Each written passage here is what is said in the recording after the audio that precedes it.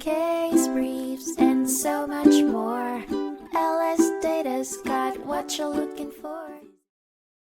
The murky waters of disability rights at the workplace were put to the test in the 2003 case of Rauen v. United States Tobacco Manufacturing Limited Partnership, where accommodation, discrimination, and what constitutes as reasonable took center stage. The suit stemmed from Beverly Rauen, an employee at United States Tobacco, UST, asserting that the company violated the Americans with Disabilities Act, ADA. Rauen, who had previously battled both rectal and breast cancer, asked for a full home office accommodation for health reasons, but was met with a counter-proposal of a partial home office arrangement by UST.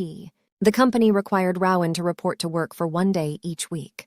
The lower court, however, ruled in favor of the employer. It determined that Rauen did not comply with the ADA's requirement of engaging in an interactive process.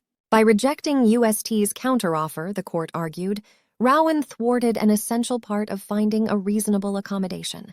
UST, according to the lower court, had not failed to provide reasonable accommodation in tune with the ADA. This was based on the finding that Rauen was fully capable of performing all essential job functions without any accommodation.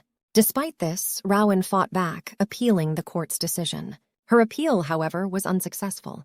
The court remained unwavering, confirming its previous stance and affirming the district court's decision. It stated that the specific home office accommodation Rauen demanded did not align with the principle of reasonableness due to the nature of her job requiring teamwork, interaction, and coordination. In the end, the court maintained the sanctity of the interactive process and the idea of reasonable as defined by the ADA. It made clear that the right to request accommodation did not grant an automatic right to the specific accommodation requested.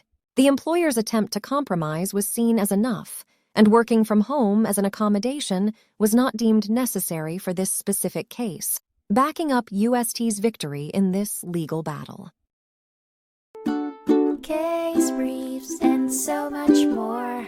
LSData's got what you're looking for. Visit lsd.law, elevate your mind. Leave the stress of class.